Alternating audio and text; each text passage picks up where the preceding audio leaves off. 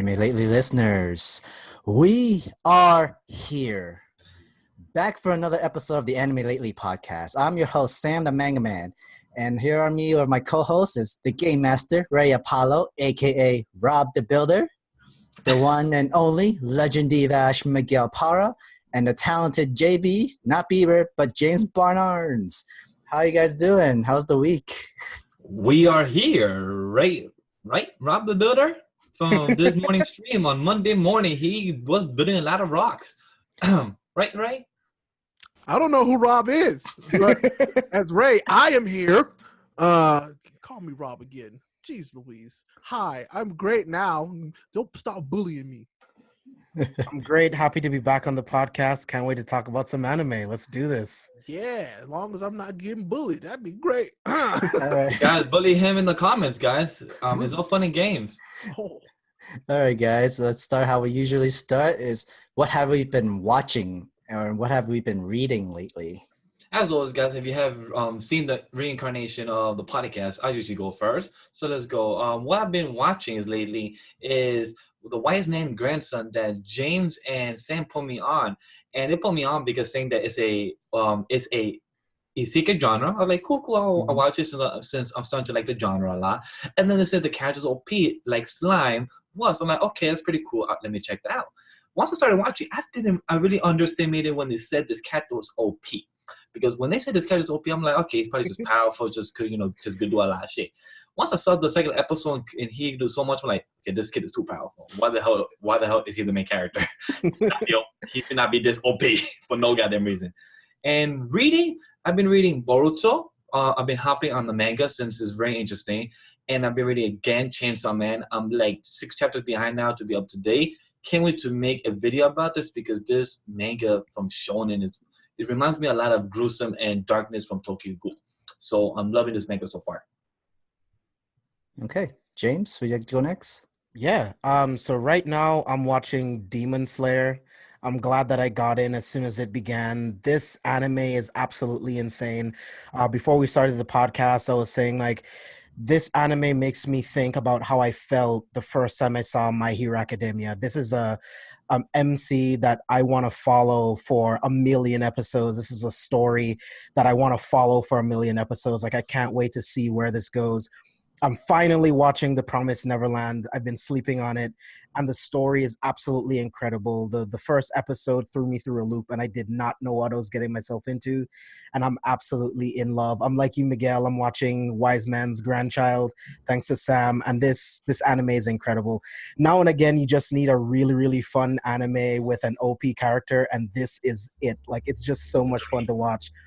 As far as reading goes, I'm reading Dragon Ball Super. I'm trying to stay up with the manga right now with the new arc.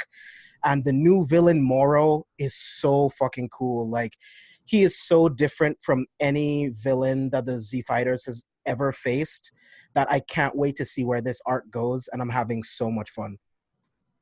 How about you, Ray? Like the rest of you, I've also been watching Demon Slayer, and I'm totally in love with this anime. I love everything about it. The way it looks, the way it sounds, the way I was telling you guys earlier before we went on air, the way that this anime is telling its story is so different than any other anime out right now.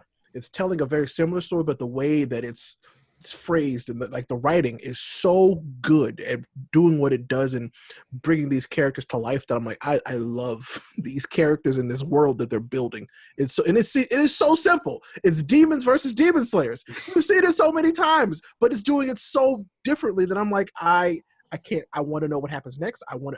This relationship between this brother and sister is like, it's so cool. I'm like, he's driven and it's just so good. I love it so much. So I've been watching that. I'm caught up with that one. That's the only anime currently that I'm caught up with. I started Shield Hero recently. Finally, I know. It's like my time is slowly becoming mine again, and so I finally get to start doing the stuff that I love. So you're gonna hear a lot more from me soon about a lot of more of these things and stuff that you guys were like, "Oh my god, that was incredible!" Like 6 months ago, and you're like 6 weeks. "Oh my god, that was amazing!" You're like, "Yeah, Ray, we know." It's okay, Ray. It's only been 3 months so far. So Well, good. It's not that long. That's true. And so that's about what I've been watching and like actually paying attention to. And then reading, I've been reading Bleach again. I started reading the last arc again because I was like, I needed to give this another shot. I needed to give it another shot because when I was reading it before, I was coming off of being kind of salty that it took so long and that we weren't going to get the anime. And so I was like, whatever, man. Taite, it's like you'd have let me down, bro. But I'm reading it again and I'm like, no, this is better than I really thought it was. Like reading it from just the perspective of wanting to enjoy it. I'm enjoying it. Go figure, right? So, that's a pretty interesting tip because when you first said that like a good woman ago, I was like, but it's kind of like the meme that give like, but why? Yeah, but exactly. When you get that good explanation, it makes me like the very nice because I didn't have to the last arc because it just threw me off how felt it rushed, so I just gave up on it. I've been wanting to go back to read it, but when you give the explanation just to enjoy the series, just to read it and take your time on it, it's pretty good now. So maybe one day I'll go back to it as well. Seriously, I think it's worth it because he created some really interesting characters. While most for Shonen, he created some really overpowered characters. But it wasn't just one character. All of the characters he created were overpowered to a point, and I think that's what made Bleach interesting. I don't know. There's some really weird characters, but I like it. I'm enjoying it again. The only reason why I'm rereading it is because it's easy, and because like as much as I when I go and read My Hero finally, and when I go and read Dragon Ball Super finally, I want to be able to like focus on it and actually interpret and understand what I'm reading. But like with Bleach, I've read it before, so I can kind of go through it pretty quick. So soon, boys, soon, because the first thing I'm catching up on is My Hero, and I can't wait. And Black Clover. Relax. Best arc going on right now in current shonen. How about you, Sam, the main host here? What have you been reading? Because you're reading way more than us. All right, so I'll start with the watching for the animes. I've been watching Wise Man's Grandchild because that's been good, and I've been reading it, and I know some great stuff that's going to be happening. So I might be doing a video for that for review because it's actually that good. Is that on Shonen Jump? What Wise Man's Grandchild? Yeah. I think so. It should be. If it's not, I'll find you a source to give you to read it. My man. I'm also watching Why the Hell Are You Here, Sensei? And oh my! I mean, I wouldn't go tell everybody else watching that, but I am. Episode 3 is my favorite right now because that was entertaining. A lot of Popeye is what I've been calling it today, so it's very entertaining. Popeye. Hey, I mean, Crunchyroll is doing their thing, doing their censorship, so yeah. I mean, sad about it. I mean, but then let the PG-13 kids let their imagination do the work. No, F them. You let them watch Goblin Slayer and it was fine. No, give me what I want. That's a good point. That's true. Very true. That's a good point. But remember, the thing is with Goblin Slayer, they did camera work, but you heard the sound. Nope, no. Episode 1. Yeah. Episode 1 was the panel going up, but you knew what was happening. The panel went up. Goblin Slayer just blocks the whole screen. I'm like, come on, really? Exactly. Like for real. Give me something, y'all. That's true. I'll give you that. At least it's called Blue Ball season. At least Why the Hell Are You Here, Sensei? It's more friendly, but more in a comedy kind of etchy kind of thing. So very true. Yep. I'm also been rewatching Devil Survivor 2, the animation. I'm actually trying to watch animes that I've watched before in dub because I want to see how well it's the voice actors and stuff like that and how well it worked. I might actually rewatch Danmachi in dub because I love the anime and sub, and I want to see the dub version in dub before the movie comes out. And season 2 comes out for that in the summer. For manga, I've been reading Boruto. I'm caught up, and that last chapter was really good. Like, I honestly like the manga so much better than the anime right now. In what way? Yeah, but I want to ask the question about that. I heard Kurama did some dope shit because I saw on Twitter the panel. Kurama woke up and finally felt like a panel from Naruto. That's how deep it was. That's how amazing it was. Like, yo, that's why I'm reading Naruto again, just because I want to see what did Kurama do just to make everybody so hyped for this chapter. But I won't spoil anything, but it was a great chapter. I love what his manga's going on. I think the difference is that the anime is doing its same old Naruto way with all these filler arcs and filler episodes, and it just looks bad, kiddie-ish almost, compared to... Tease us what he did, though. At least tease us to know what the Kurama did or something dope about the chapter. Like, pretty much when Naruto sleeps, Kurama's awake. What? Yeah. That's weird. Okay. Yeah. That is interesting. So, question for you: have we hit time skip yet? Where it showed from that first episode of Boruto? Not yet. Have we? Good. That's when I'm gonna start reading it because that was the coolest looking stuff I'd seen. No, that just sounded dope. I did not know when Naruto sleeps, Kurama's awake. Okay, now that makes me want to finish reading it by this weekend to talk about it next week in the podcast because this makes me intrigued now. It's really good. I've also been reading Food Wars. I've been caught up, and like, wow, I'm drooling every time I'm reading this chapter. With the food, man. Like, wow, you're combining 5 different types of food into one category, into a new category of foods. Like Asian, Chinese dish, Italian dish, Russian dish. 5-course dish into one completely new kind of dish. That's intriguing now. That's very fascinating. 5 different cultures into one dish. Now, that's very fascinating to see how that tastes. Oh, pretty cool. I've only seen season 1. I need to catch up on Food Oh, Wars. yes, you do. Yes, you do. Yes, you Season do. 2 is amazing. I did not finish season 3, but season 2 is amazing. It's something you need to watch while cook at the same time. That's the only way I watch it. I'm cooking as I'm watching, and I kid you not, because if you're watching it, it makes you want to cook afterwards. So make sure you have plenty of food to cook in the kitchen afterwards. Definitely true. That's happened to me many times. After I cook, after I watch it, I go eat again. I agree, because like each of these kids, they're like each dish can even impress like Gordon Ramsay, like for these kind of foods and stuff like that. I would like to put that to the test. You know, it's probably something that we could probably do. All you gotta do is tweet him. Sometimes he'll respond. Hey, Good point. Gordon Ramsay, you interested in anime? I'm pretty sure you would love Food Wars. You'll be like, what the fuck is going on? But you'll Does that please my taste? Does that please my platter? Oh my god. Anyway, I've been reading and watching Senryu Shoujo. Of course, it's a shoujo manga.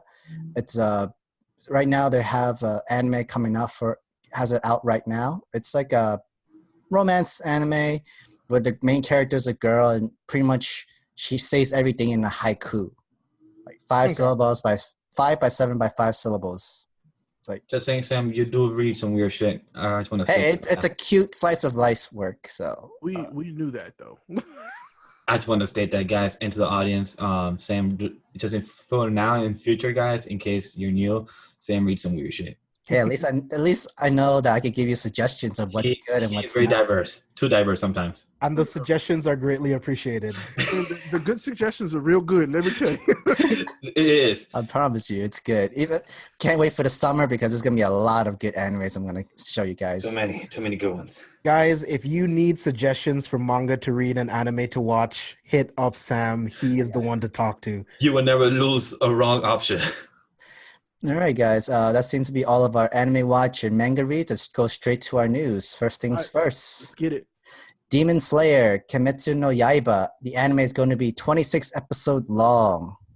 I'm excited for this. I'm excited for this because the one thing I really want to see is I want to see the main character. Can I remember his name right now? But damn it. Yeah, I can't remember either. Tojiro?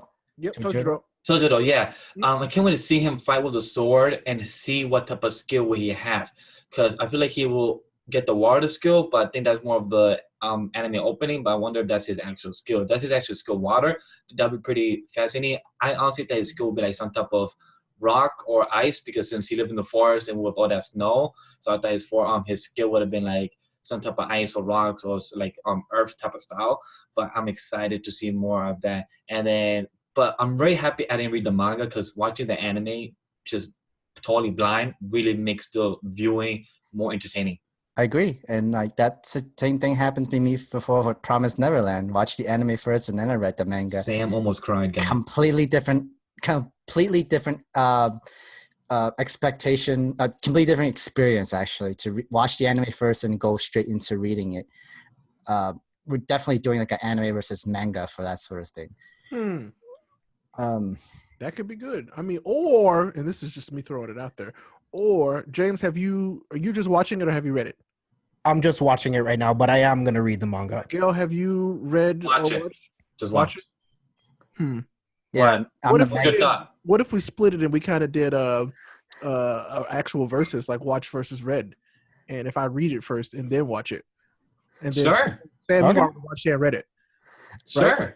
You and James could do the reading, and me and Sam could do the watching. Well, Sam's already read it. No, I no. didn't read it. I didn't. Oh, All okay. four of us have not read it. Just been watching. The reason why I'm like saying I want the same experience with the Promised Neverland, catch me off guard in that situation and got me in. Maybe Like, it could be me versus the three of you. And I could read it, and y'all could be watching it. This sounds interesting. Well, stay tuned for that. We'll talk through this later. Yeah, that'll be interesting. Sounds good. Yeah. But I think the 26 episodes is well deserved. I mean, this is going to be a great anime. The visual effects are amazing. The score is great. The story's great. Like, this is well deserved, and I can't wait to see where it goes from here. Like I said, top tier. My 2 cents on this last thought is that I hope with 26 episodes, the animation don't stag or fall. Hopefully, it continues on the same pace they're going. Hopefully they don't get lazy in some scenes. If they do, hopefully it's not really noticeable, or it's just not really for a big scene. But hopefully for the big scenes, the big fight scenes, they go all out. But that's my 2 cents, my hope for them having. Sometimes it's a budget thing. It's not always just like, Right, and that's what I want to prepare you for that. That's probably going to happen. Oh, yeah, of course. Because they did these episodes this way to get that 26 episodes. But like I said, hopefully it's not too noticeable for the stag shots or the still shots for too long. I agree. Hopefully it's just, that's what I'm saying. Well, I'm okay that there's some like small imperfections here and there because I'm having pretty good hopes for Demon Slayer to have like another 26 episode for like the following year and do the same thing like My Hero Academia does it. Like do like two seasons of the year, and like that way they have like 6 months in between to work on the next 26 and so on and so on. Yep. And, Right. But then there's a good chance that next year, the season, the animation might fall off a little bit because they only have 6 months to prepare for another 13 to 26 episode kind of thing way. Hopefully not. Hopefully they take the time for this, just like because hopefully they take their sweet time, not rush it. Because for example, the Promised Neverland comes next year, but they had 12 episodes. They knew what they wanted, and hopefully it sticks like that. Take your time. Don't rush it. It's not pressure. It's just like for some shows, it's just like the Marchi came out 3 years after for season 2. So hopefully it's the same thing. Well, it was a little different from Danmachi because no one really expected to have another season or to even have the movie for it. It just somehow, like, the manga itself got popular, and then it got so popular that the anime for season 2 got renewed, and not only that, gave them another movie for it as well. Good point. It could also be the sales from the manga as well for it. And the reason why it's most likely Demon Slayer can get it is because they're under Shonen Jump. They have really good backing. They have really popular, like other popular animes that they're still going on and on and on. And there's no way that Demon Slayer, there's a good chance that Demon Slayer could be within the next big 3 of Shonen Jump animes or mangas and stuff like that. Oh, I'm calling it right now. It will be. And if it doesn't, I mean, that's weird because they've put a lot of work into this. Like James was saying, everything is top tier. Everything about it is top tier. So it deserves it. So Agreed. All right, on to our next news. One Piece World Secret game is going to get its first DLC, and it's playing as Zoro. Right, since you finished the game and been playing it more than us, and I can't really give thoughts since I'm only like 1/4 in for the stream of One Piece World Seeker. So since you actually finished it, what's your thoughts on the game? Give you a quick review, and talk about it if you're excited for Zoro. So I'll keep it pretty short. One Piece World Seeker is a great game for One Piece fans, like hardcore One Piece fans. You love One Piece, play One Piece World Seeker. As simple as that. It's a great adventure with Luffy and completely I think it's completely removed from the main canon, but it's got so much in it that it's like you wouldn't even know the difference. I mean, the controls are all right. I mean, like this game is not the best game in the world. It's not as good as some of the other One Piece games from the experience that I've had with those, because I've played some other ones. But this is a step in the right direction, and hopefully the next one will be that much better. Because the name is One Piece World Seeker, but the world of this game is kind of boring. There's not a lot in it. There's not a lot to do outside of the main story quests and like the little side quests that aren't technically side quests because you have to do them to progress.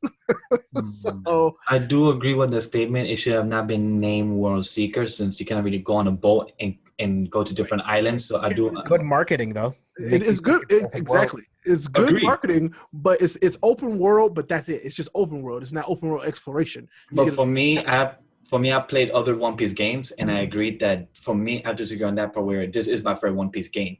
This is your favorite one? See, the reason why I don't say that is because I find the core strength of One Piece as a series is all the different characters, and you can only play as Luffy in this game. Okay, I do agree on that part.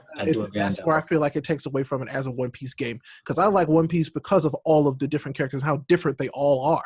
And all their abilities are completely different, and that makes it fun to play as, because you have a swordsman, you have essentially a gunner, you have a kind of a berserker. Like, there's so many different types of characters, but this one is only Luffy, and I'm like, I agree on that. Luffy's awesome, but it's like I want it so much. So, as someone who has never seen the One Piece anime or read the manga, what would you say to someone that wants to play the game? You're gonna be very lost. Yep, don't do You're it. gonna be very lost. As me, as a One Piece fan, as you can see from the hat, the big logo in the back, and also the hat and everything, and the big giant stick. I'll be honest, you should not play it. You should at least watch the first 3 arcs of One Piece, and then once you get the chance, play it, or first actually play Burning Blood. Play One Piece Burning Blood. Play that, but then is that open world too? No, that's a single player campaign. Yeah. Okay. Single player campaign that's level based. But as a person who did that, who hadn't watched a whole lot of the show, I've watched some of the show, not a lot. Yeah. This made me want to watch more of the show. So that was a plus from it. It made me want to watch more. So if you do want to jump into it, don't jump into it at full price. Do not buy this game for $60. I'm sorry, Bandai, but wait for the sale. I do agree on that. Me playing 1/4 of the game, have not reached half yet. I have enjoyed it. I do agree that it could have been better. I do say that I agree on your point where you said Luffy is the only character to play outside, because for once you play for like good 3 hours of playing the game, kind of gets boring playing as Luffy for so long. I'm like, hey, I want to switch out Zoro for a while. Same stuff over and over and over. Like the same moves, going. Like me, I love One Piece, but I'd rather switch characters. Like, hey, can I switch as Frankie? Can I switch as Usopp, snipe a bit? Or can I play as Sanji, do the Blackfoot, fire and everything? I would love to do that instead. But so with the DLC, can you play as Zoro like you play as DLC? You can play as Zoro, but guess what? You have to pay for it. Yeah. And I don't like that. You're locking a whole other character behind DLC. And it's just for 3 missions. I don't like that. So, but hopefully it's cheap. Like $5, cool. But if it's $20 for a whole DLC just for 3 missions, like that doesn't really support that fun. Just for Zoro for 3 missions. So is it just Zoro? Or do you get there will be more? There are more DLC. There is more DLC coming. I'm assuming there'll be more of the crew that you get to play as. Yes, it's because they announced it first DLC. Yeah, it's just Zoro right now. Okay. I don't know. So this game it's a fun game, but as a person who didn't have a whole lot of familiarity with One Piece, I found myself, I was like, oh, well, who's that guy? And why does he do that thing? And where are these people going? And why does this even matter? That happened a lot. That's very true, because I did help out Ray in the stream saying who's this person, who that person. But I know what the story, guys. So the worst part is, though, so all the stuff that from the actual One Piece canon, those characters are super awesome and really cool, and you wish that you had way more of them. But the people who are just in the game are boring. I agree with his statement as well right there. Characters that they have just for the game are terrible. I found myself no, bring back those characters that I know from the anime. Bring those back, because they're actually interesting. I agree with you there. Oda could have improved the story of World Seeker, but the movie of the movie of One Piece that comes out this year, I'm more excited about that. Ooh, so yeah, One Piece World Seeker. If I had to give it a letter grade, it gets B plus. Nope, this a is solid B minus. Yeah, what? That's not bad. C minus. So C minus. Ooh. Yep, C minus. I mean, that's still passing. It is still passing. Barely. I think it's passing. But barely. Thank you, Jen. I'm like, barely. Hey, C's get degrees. Good point. Good point. But then, like, even Game Informers give it an 8 out of 10 for the game itself. And Well, I mean, if a fan reviewed the game, completely understand. of course, That's what I'm saying. If you're a One Piece fan, this game is for you. Me as a fan, I would give it a B+ because I know the characters and everything. I've enjoyed it, but I do agree with every point that Ray said and is valid. Every point he said, but as a fan, I would give it a B+. Definitely not an A, B+. So definitely 20 points higher if you want to go in math terms. Yeah. mm-hmm.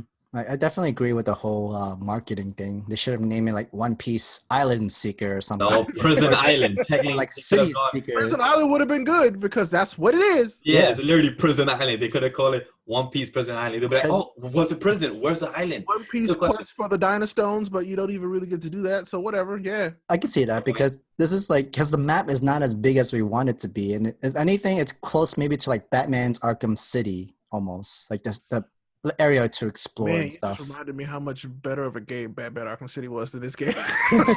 Well, Sam, Yeah. do not prove his point now, okay? That does not prove his point. hey, you know I beat all three.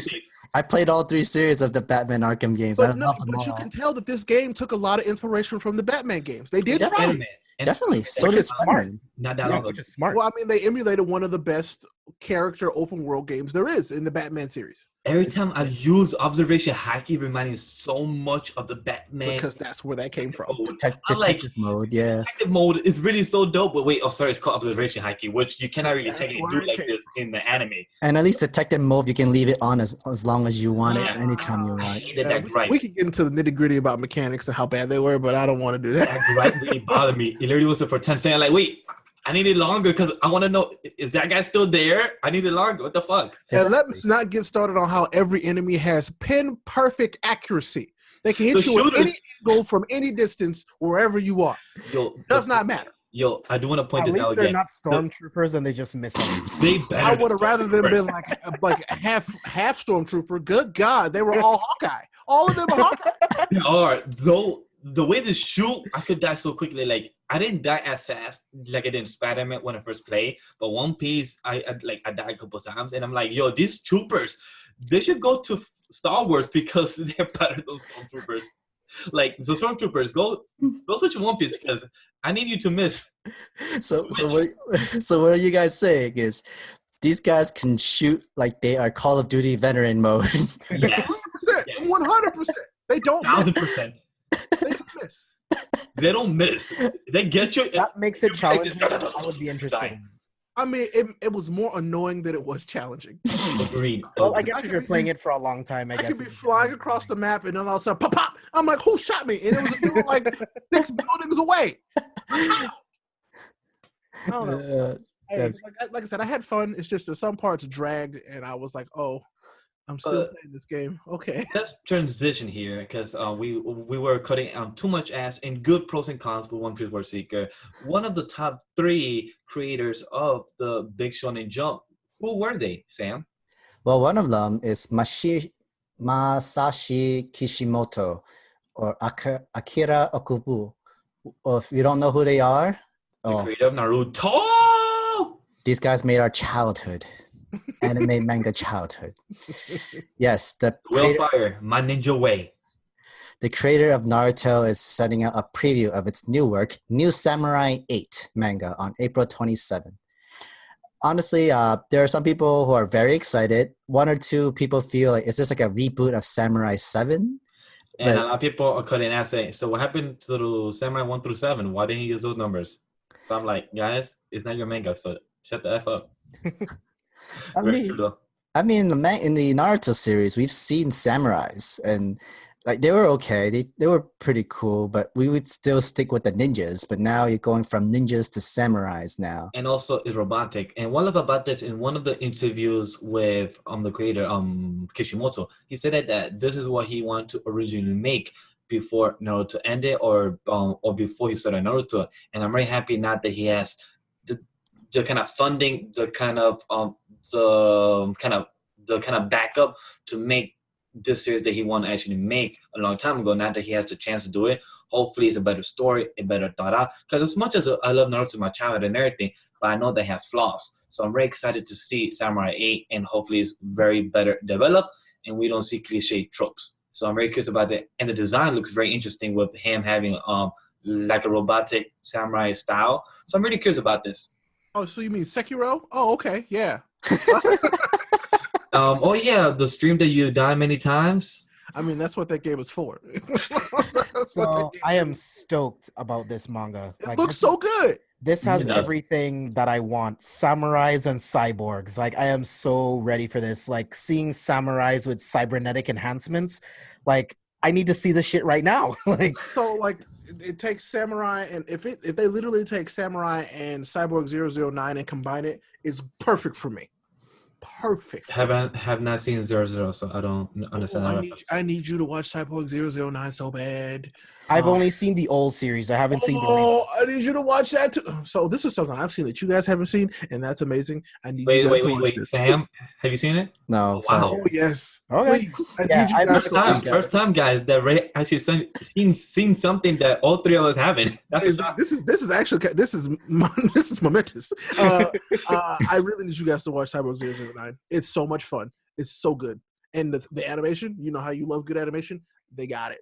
all right. Cool. I'm gonna add it to my list. Cool. Well, I mean, like we've seen samurais who are good with the sword, or if they have prosthetics, and they can be really good with even with prosthetic body. If you watch Dotoro, Dotoro, definitely. Right. He's definitely a samurai. Very feudal Japan style, so definitely a good take. Hopefully, it's like it because Dotoro definitely right. You should be watching as well after Shihiro. but yeah, definitely it is interesting to see cybernetic enhancement. It's like having almost Alita into a Naruto world kind of thing. Good reference. Good reference. But I'm hoping the world is like the cyberpunk kind of thing as That well. would be lit. That'd be dope. That'd be interesting. Very dark and gritty, but also tries to be very optimistic. That'd be interesting. Yeah, like that's something to go in for, and hopefully the plot is very, very good. Like, or else have something related to Naruto. Say, I want to be the next Hokage. Nah, honestly, I'm hopefully Please not. don't. Hopefully we don't get that because as Please much as don't. I love that and it's so and it's such a meme, but I don't want that. I'm good. Believe it. Leave it. It's my ninja way, guys. I still can't get over that. All I right. hope the tagline is, I doubt it. I want to be the next samurai king. I want to be the next samurai lord The in this Shogun. land. I doubt it. All right, guys. Ooh, that was funny. All right, let's move on to the next news. Violet Evergarden is getting a movie in January, and it looks amazing. All right. Of course So it does. It better I look know good. nothing about this, so break it down for me. Wait. Hold up. James, you have not seen the anime either? I know nothing about this. Okay, It's Ray, on you have? Netflix. Add it to your list. Wait, Okay. you have, right? It's So I on have not Netflix. finished it, but I've started watching it. Yes. It's on Uh, Netflix. It's definitely on Netflix. When people like in YouTube comment like to call me Cuban and heartless, which guys I'm not Cuban. I'm not a robot. I'm not heartless. I don't think so. I have a heart. I'm not a tin man. Sounds like something a robot would say. Whatever. Right? But you should be watching Violet Evergarden because I did cry once. Like one tear went down. So it's very. So what's the emotional. story about? All right, the premise is this: a woman has gone to war at the age of 8 and 7. All she knows about is war. She lost her arms. That's the first episode. Once the war ended, she has to get back into society, and in society, there's no type of person that knows how to write or read very well. So she has to write people letters when she's told what to write. So that's her job, is to write messages and send them. But write is so emotional and very good to get the message across. And she has to get back into society to know how to have emotions again and to accept reality that you're back into the real life. There's no more war. There's no more nothing. You have to understand what are emotions again, what is life, and understand how to work with others instead of killing others. It's no more killing, stuff like that. So that's really the concept that you get from the first 2 episodes, really. Yeah, Okay. it's the return home story of a soldier who has PTSD and has experienced all this trauma, and really trying to fit back into civilian life where civilian life doesn't want them to fit. And oh man, it is sad, but And it's the animations. I believe it won Crunchyroll's Animation of the Year award. It did. Mhm. All right. So pretty. So yeah. Yeah, like it's like she's literally like a robot in a way. All she knows is war. She has no other She is a feelings. robot, She guys. only knows how to take commands. That's all she knows how to do. And like now she has to literally learn at like a pretty like teenage age or like an older like a bit age in that sort of way. She literally is full on robot. Like even writing a letter seems so simple, so easy. Like what you say, like I want a whole heart letter kind of thing. She'll give you one vague sentence like, "Yep, I'm like this." He just likes you like this. And pretty much throughout the episode, she learns to understand emotions and feelings in that sort of way. You're going from robot to a human with a heart kind of thing. Okay. Coming from Miguel's example of I'm a robot, but Nah. but yeah, definitely. It's a little slow in the beginning. Like the first 4 episodes, it's gonna be hard to get through. But once you get through the 4, you're gonna have The hook. good stories where it just, oh man, so emotional. The Like, first few episodes, they want you to focus on the animation, and they don't really tell you that because they can't. So, but focus on the animation, and that's what gets you through it. He's totally right, because they really play with the camera work. They really play with the cutscenes and the animation and close-up shots. What Ray said that I just realized Ray has a total point, because I just realized we're like, wait, Ray is totally making a point there. Like they literally just want you to watch it and take it in. It's like, there's also story, but they'll give you a lot more story later on. But they're trying to impress the hell out of you with their style. So yeah, and it works, and it definitely works. And I'm so glad that we're getting a movie now for this, and this is fantastic. And actually, we're also getting another side episode for it before the movie. So yeah, so can't wait for that. So I'm very excited for that. Cool. All right, guys, this is gonna be a very, very big news. It's a little bit more sensitive, but we'll see how it goes when we answer this. Vic Mignogna sues Funimation, Jamie Marchi, Monica Rial, and Ronald Toye. So, would you guys mind if I start off on this one? Go ahead. Tip it off, James, with us. So, honestly, I don't blame Funimation for letting him go. Of course. Because, I mean, in the era that we're in right now, you cannot take chances like this. These are the types of things that can ruin your company. So, I get their decision to let him go.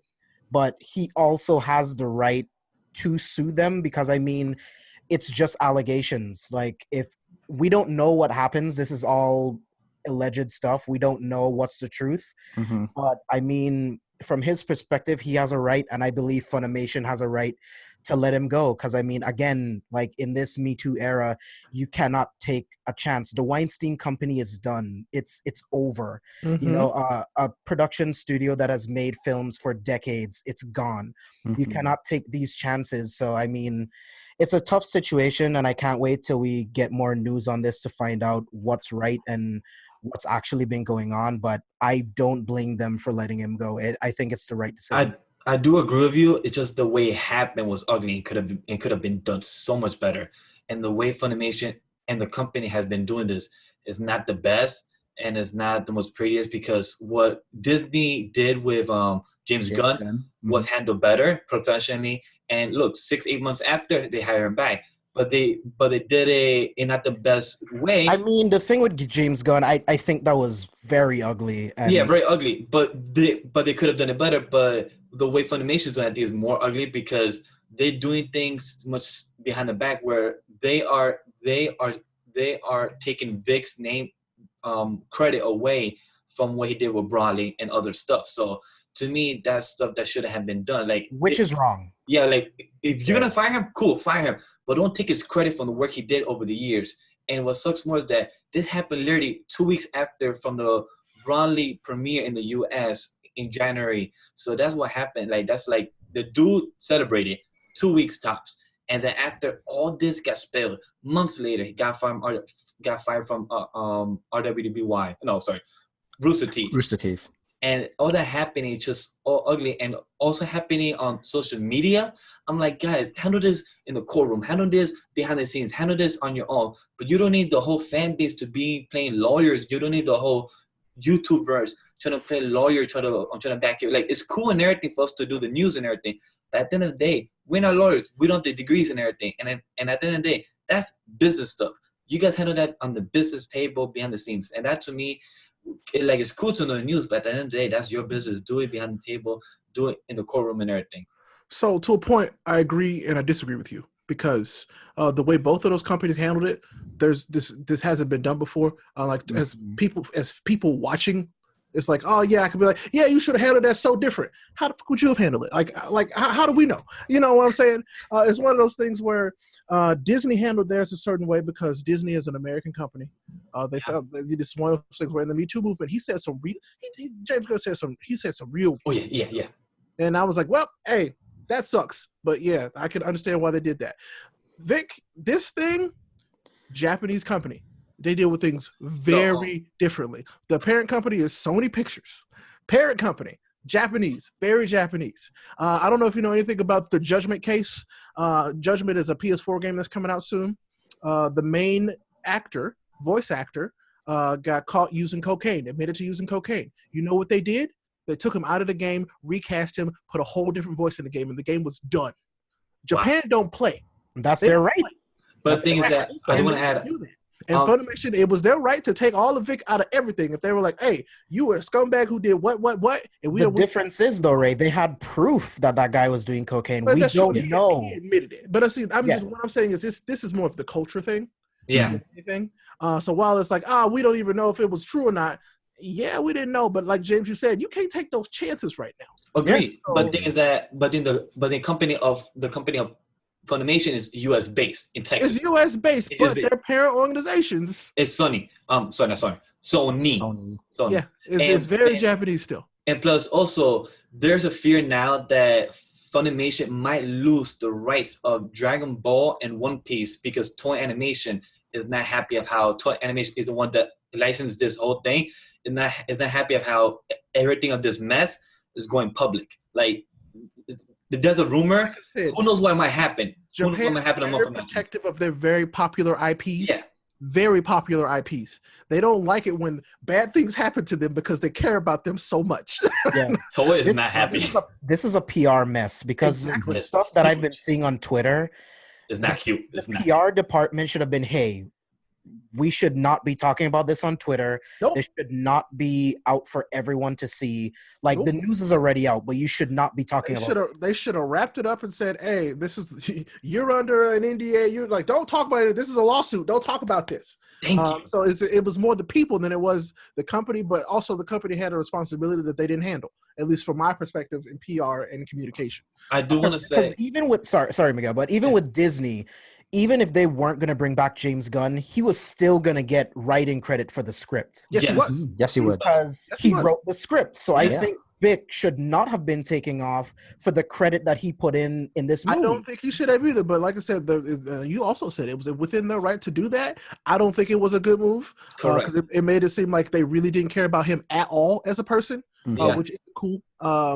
And so I feel like he has every right to sue them because I don't want to say what happened with James Gunn. Once that happened, he was off Twitter for almost 8 months. He was off Twitter, off social media. With what happened with this lawsuit and everything going on, the voice actor Monica, the voice actors that are getting sued should have been off Twitter as well. They should have not made it worse because them answering fans, them doing and adding more to the drama, other people adding more is making your case more technically win for Vic, for you talking more on social media. Because the thing is, with them talking up their side, like they also had their fans who also like, but they were inciting this infighting. They were instigating more. They were instigating to pressure the company more to do more. And I'm like, don't do that. But their people are different and they handle situations like this very differently. And you can see that they did not handle it what I would consider well. So they did not do well with this. Well, like when this first all started, when the whole accusation came in, and so many people also stand up and was like saying like Vic did this to me too, in that sort of way.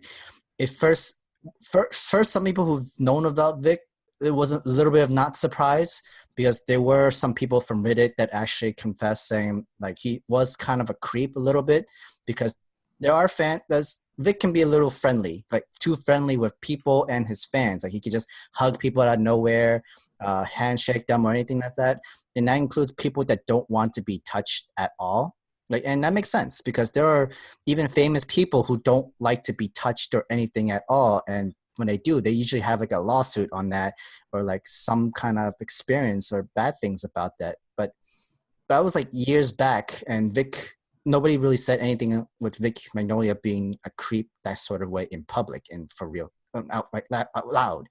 In the moment, once these allegations came out, They got broadly film. it just made things, well, first it was split because there were people that didn't know if they want to stand with Vic or like not being like, or just like let it be as it be without anybody saying anything and let it hide underneath and like have it covered in government and like not government lawsuit. Yeah. And let that be handled. But at that point, fans would still be conflicted and confused if they still wanted to side with Vic.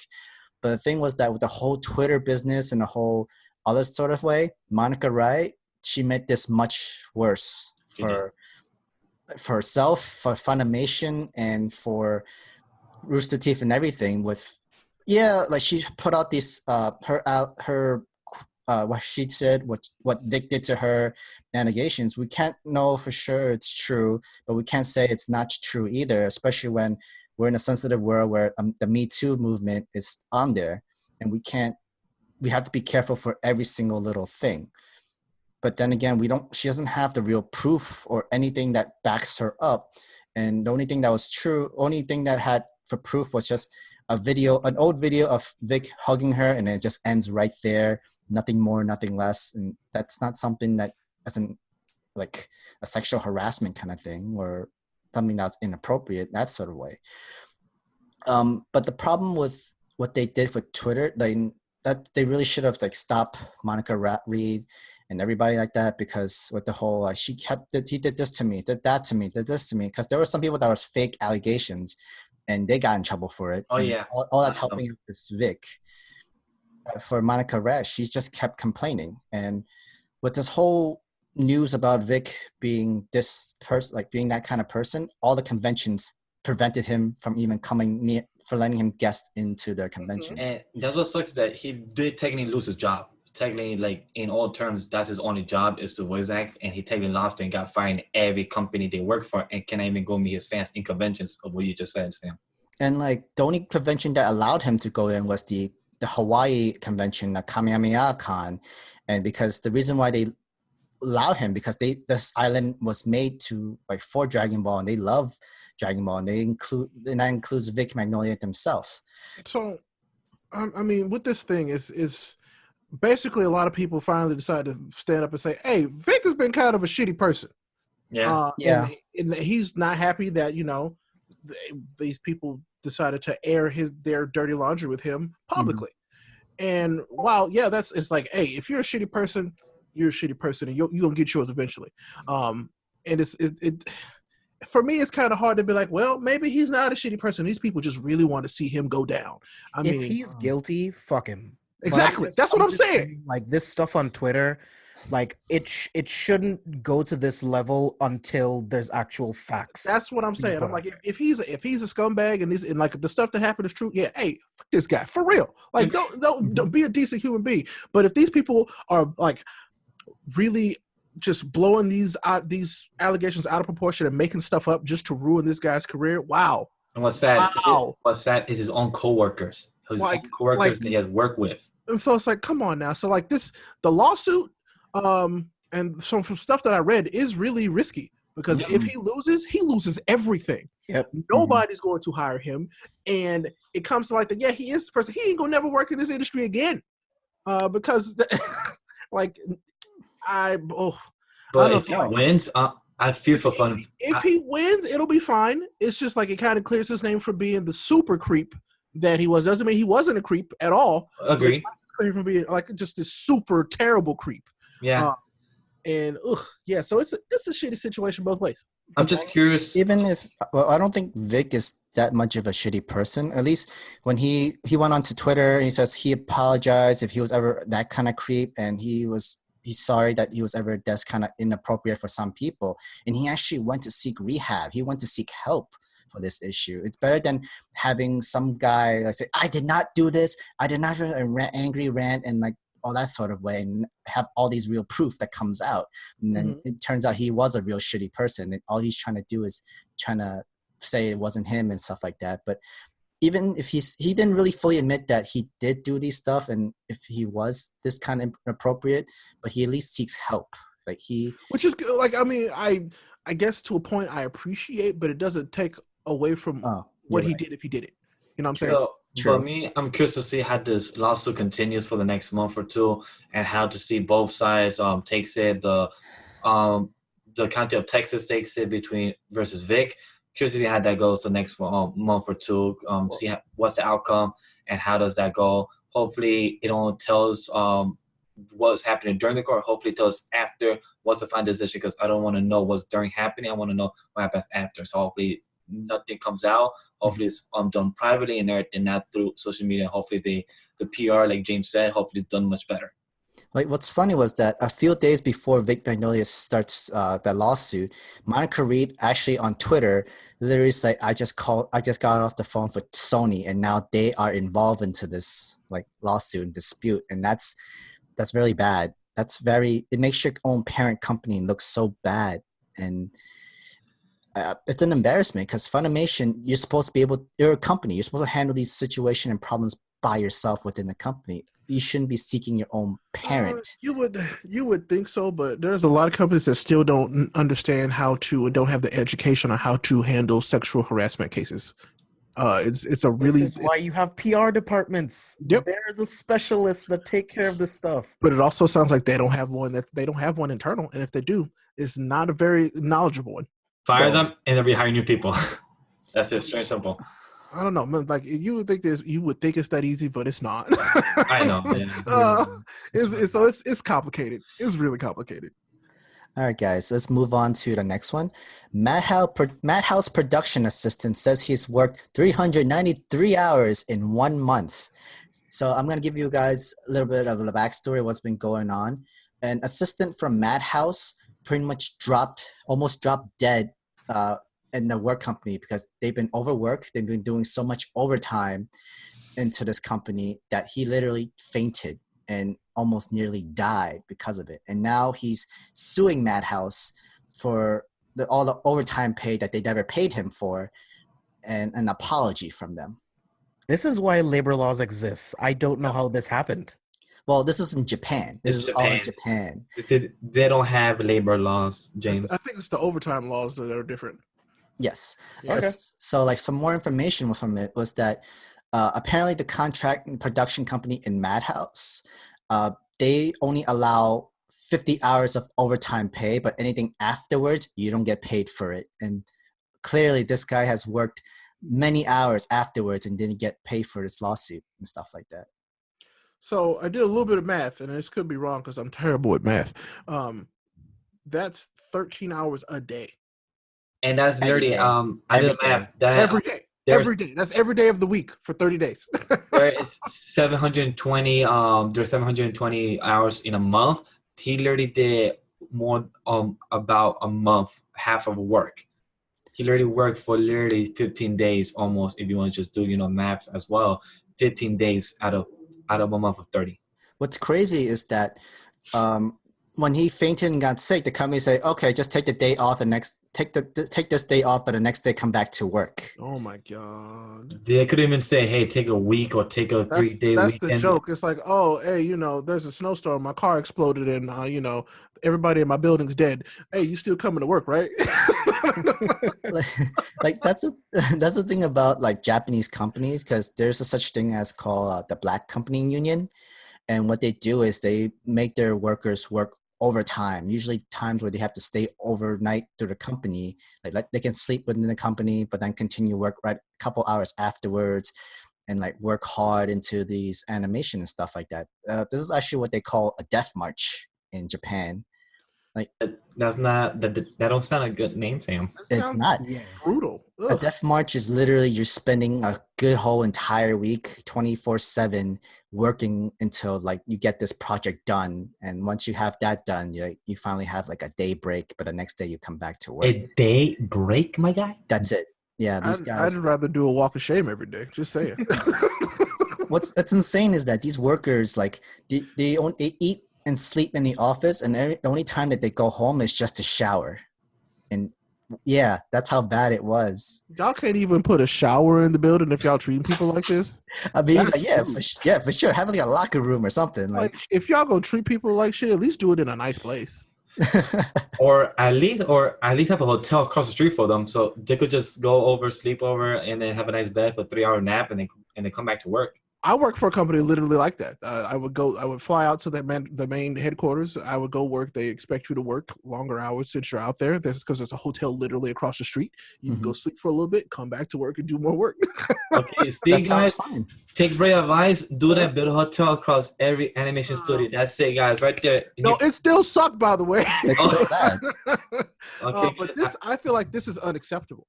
Like because of this overwork, like people were diagnosed with cryogenic reaction, which is it affects your neurological. It affects your neurological disorder.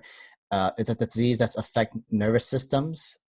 It can't be explained by a neurological disease or other medical conditions. However, the symptoms are real and cause significant distress or problems functioning. A cryogenic reaction can cause a person to be unable to walk, swallow, see, or hear. The reaction can vary in severity, but cannot be controlled by the affected person. I mean, I've seen my share of overworked people, and I know that being overworked can kill you. You can literally be dead on the spot because of overworking, and That's exhaustion. like you're exhaustion. like your body just quit on you completely, and you're done. I have heard of overwork. I've done it. I have seen, like, I give props to James of how much he overworks because he has 2 jobs, careful with spoilers, and his day job, and how much he edits and everything. I give props to my guy because he overworks. I need more sleep.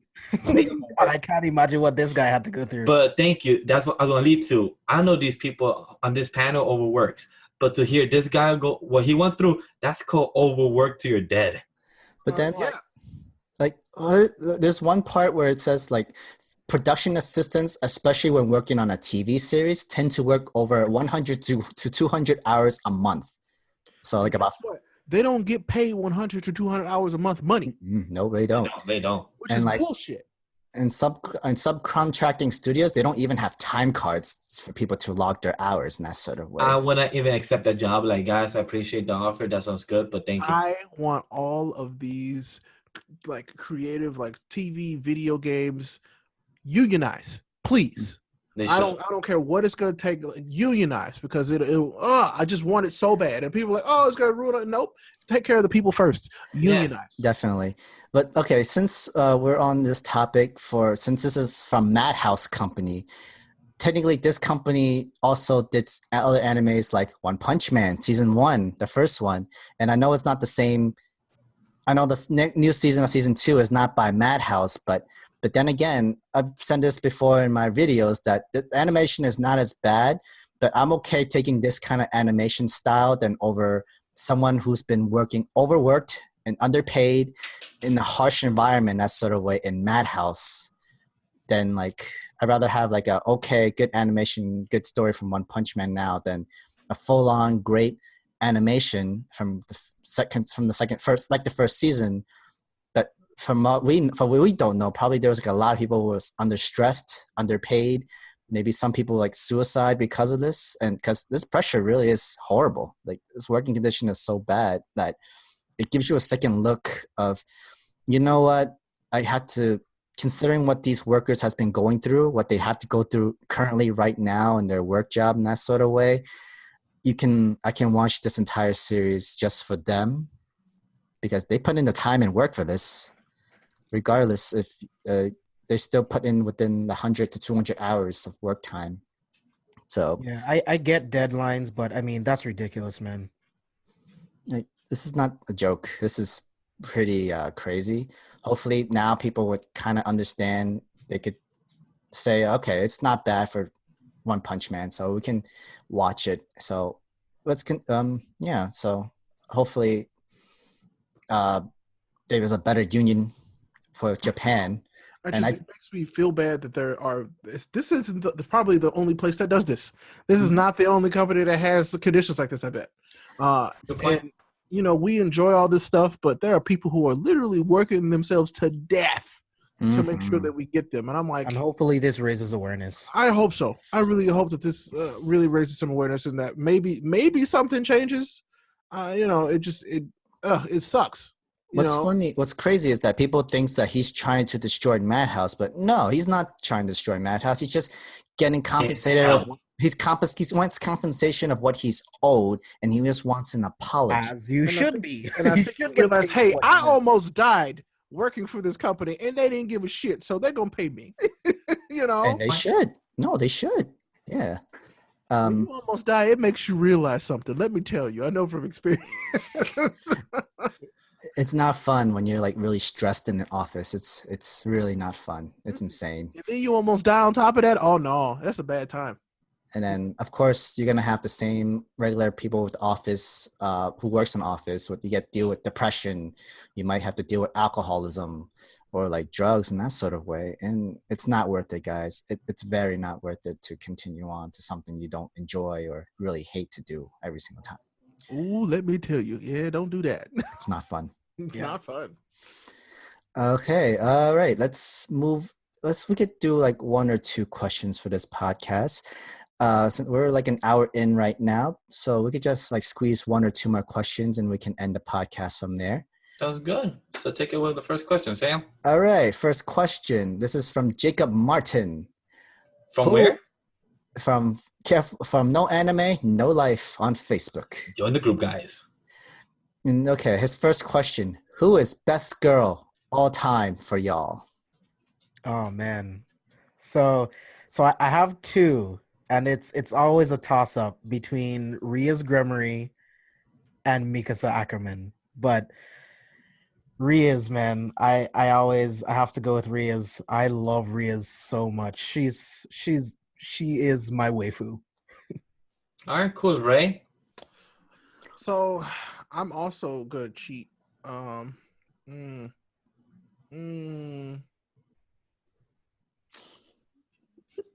Either Rin Tosaka or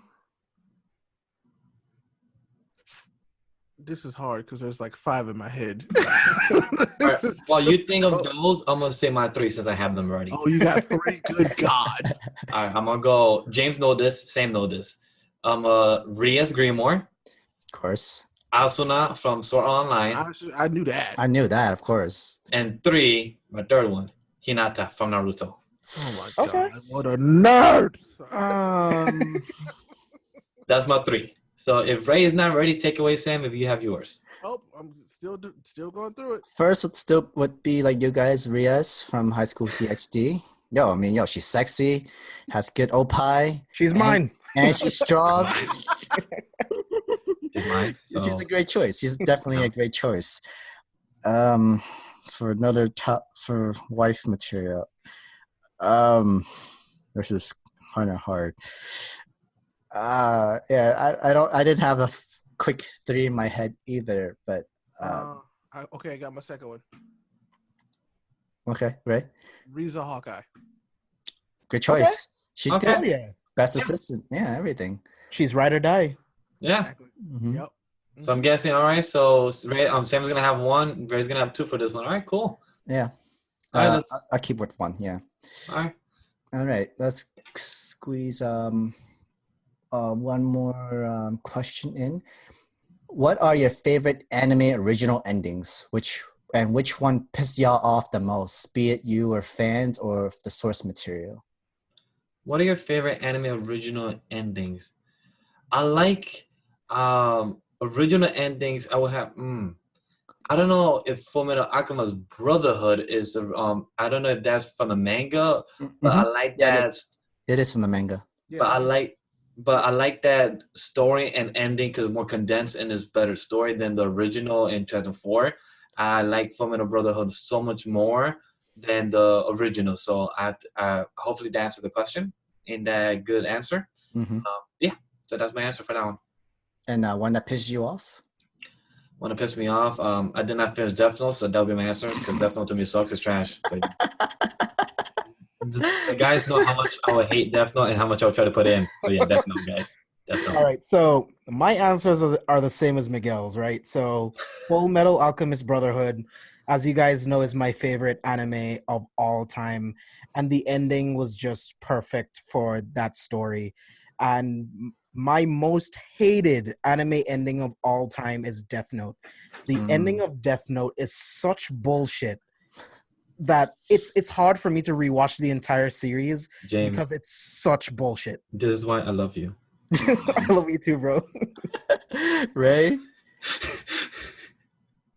Oh, my favorite ending, and this is weird. Like my favorite ending. So like the original ending from the anime from start to finish, and this is y'all probably have guessed this maybe, but it'll make sense what I said. G Gundam. Yeah. Okay. Yeah, you I kind of mentioned- figure it was gonna be Egg Gundam. It ends just as ridiculous as it starts, and I love it to death. But the ending pissed me off. Bleach, because it didn't end. Honestly, I thought you were gonna put a joke towards One Piece since it doesn't end. I thought you were gonna go there, but it's more funnier of you saying Bleach, Because it's unfinished.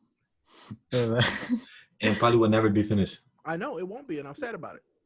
It probably won't. For mine, definitely Full Metal Alchemist Brotherhood is definitely the top up there for best original ending. Number 2 would be like Guru Lagann. That was a great beginning to the end. Fantastic. For the one ending that pissed me off, even though Death Note was kind of bad, but I was really more disappointed with Domestic Girlfriend. Like, because it failed to compare with the manga. I agree with there. I agree. And There. the ending, Well, now it I just have to see it. they skipped so much of it in Yeah, the ending. I hate episode 12. If you watch episode 12 of reaction, we kind of gave a rant at the end because we were very salty and sour. That's the best explanation to give it. You know what's the worst thing about having an anime that's just started having that came from the manga, and this is an anime adaptation? You just gave up.